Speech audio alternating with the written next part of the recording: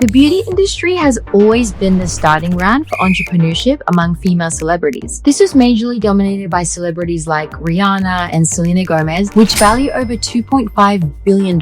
But until now, where brands like Rhode are capturing bigger and bigger marketing share with their social media strategies. To give you all some context, Rhode is sold at $1 billion, which is 2 times the value of JLo Beauty, even though Jennifer Lopez has a much bigger personal brand than Hailey Bieber. So how did Hailey actually make this happen while other big celebrities struggled? What was her exact marketing strategy? And what can we learn as brand marketers through this story? This is the story of how Hailey rewrote Celebrity Playbook and used YouTube to turn simple skincare routines into a billion-dollar business. Hi, my name's Ellie, and in Vista Social, we decode some of the biggest internet marketing stories that can shape your perspective on brand marketing. So make sure you hit that subscribe button right now. To understand Rhode's marketing strategy, we first got to analyze the operating model and overall function of celebrity-owned makeup brands. Beauty brands can only grow if they have low CAC, customer acquisition costs, and high LTV, lifetime value,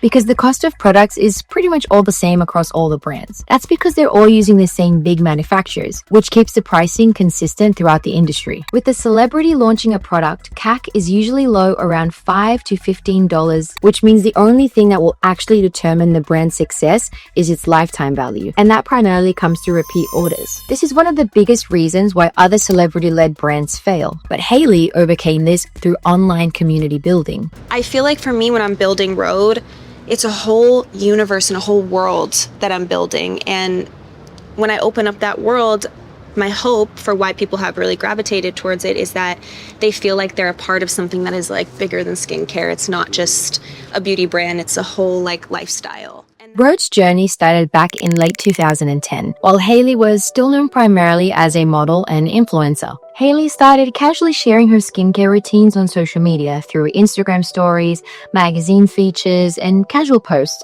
She was consistently showing people how she achieved her dewy, glowy skin after facing a lot of struggles with her skin. But she never had the right platform to showcase her true knowledge and passion for skincare, until March 2021, when she launched her official YouTube channel in partnership with OVB Pictures. This wasn't a typical celebrity move to chase brand deals. It was a calculated strategy. She built a space where she could share her real, unfiltered skincare journey that made her audience feel connected to her. Within 6 weeks, the channel crossed 1 million subscribers, making it one of the fastest growing launches in YouTube history. Her early videos averaged 2 to 3 million views each, with engagements hovering around 8 to 12%, nearly triple the beauty industry average of 3 to 4%. By the time Rhode launched, millions of people had already spent years watching Hailey's skincare philosophy evolve. They weren't being sold to, they were being invited into something they'd already been part of. My hope for why I think it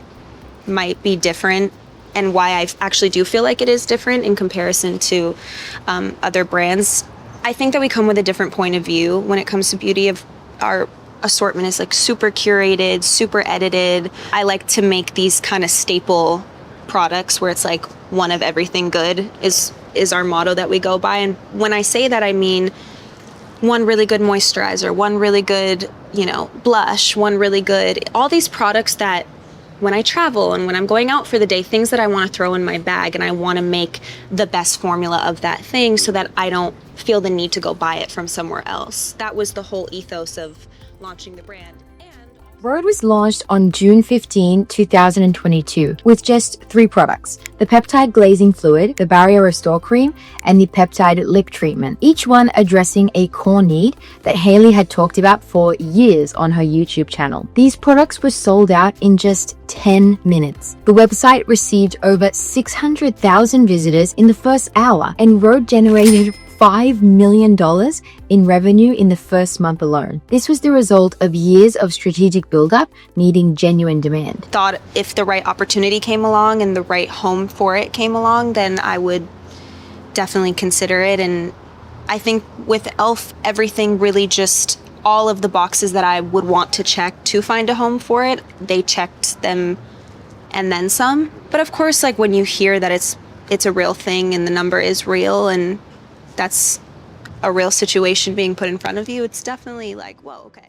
After the launch, Rhode's team realized that having just these knowledge videos got a good reach and had many people purchase the product initially. But they needed something more to attract people who care more about product and messaging. So they changed the entire YouTube channel into something unique in the beauty space. It wasn't just product tutorials, it wasn't just ads. It was a documentary style look at building a skincare company in real time. The Rhode YouTube channel posts behind the scenes content constantly. How products were made, how formulas were tested, team meetings, packaging decisions, manufacturer visits. The entire process was kept very transparent, which humanized the brand in a way that traditional advertising never could. So people weren't just buying products, but actually a journey they'd watched unfold. They followed what I call the 40-30-20-10 rule. And it's basically the blueprint for not looking desperate while building a brand. 40% educational content. This was the engine. Videos like how to layer your skincare correctly or what are actually peptides and do you even need them? They weren't fluff. Those videos were Rhode planting flags in people's mind months before asking for a single dollar. Just think about it. You watch a 12-minute video about peptides on a random Tuesday. You're not shopping, you're just curious. But then 3 months later, when you're standing in Sephora staring at 5 different serums, you remember the video that actually explained this stuff without trying to sell you anything. Rhode's educational content averaged 1.5 to 2 million views per video, but the real number that matters,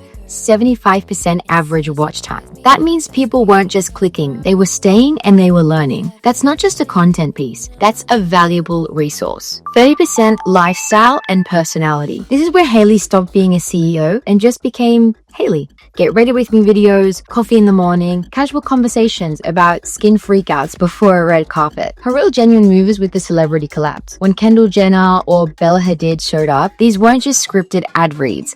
It was just two friends talking about their actual skincare routines. No teleprompter, no talking points. These celebrity videos pulled 3 to 5 million views compared to the usual 1 to 2 million. But more importantly, they brought in completely new audiences who'd never heard of Rhode. Someone's watching for Kendall, stays for the skincare advice, and suddenly they're 3 videos deep in Rhode's channel at 2 a.m. 20% behind the scenes. This is where Rhode separated itself from every other celebrity beauty brand that feels like a cash grab. Videos like Making Rhode, Inside Our Lab, or Why We Rejected the Packaging Design. They weren't just feel-good content, they were little trust bombs. When you see actual chemists, when you watch them test formulas that don't work, when Hailey's genuinely stressed about a supplier delay, the brand stops feeling like a celebrity vanity project and starts feeling like something that real people are actually building. These BTS videos averaged 1 to 2 to 1.8 million views, but the comment sections were gold. Endless variations of, this is why I trust this brand, and I've never seen a company been this transparent. They even showed the uncomfortable stuff.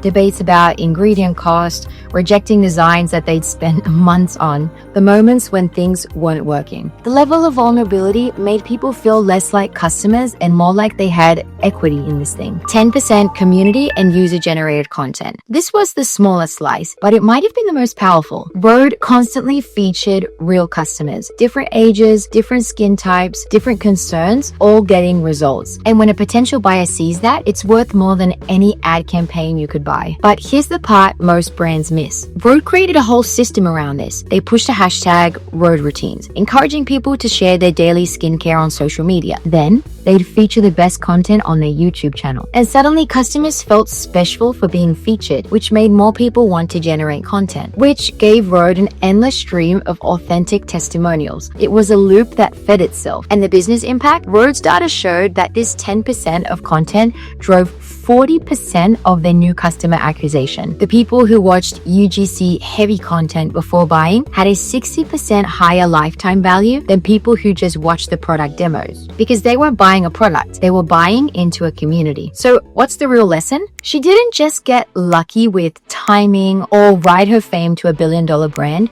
She proved something that could fundamentally change how we think about building brands in 2026. You don't need the biggest budget or the heaviest launch. You need a system, patience, and content pillars that actually respect your audience's intelligence. Most celebrity brands are built on hype. Rhode was built on value. And when the hype inevitably faded for everyone else, Rhode just kept growing because the foundation was real. The billion-dollar valuation wasn't magic. It was 15 months of showing up before asking for anything. It was 2 years of consistency after launch. It was believing that if you teach people something genuinely useful, they'll remember you when it's time to buy. YouTube wasn't just part of Rhode's marketing strategy. It was the entire foundation that everything else was built on. That's the playbook. And that's how you build something that lasts.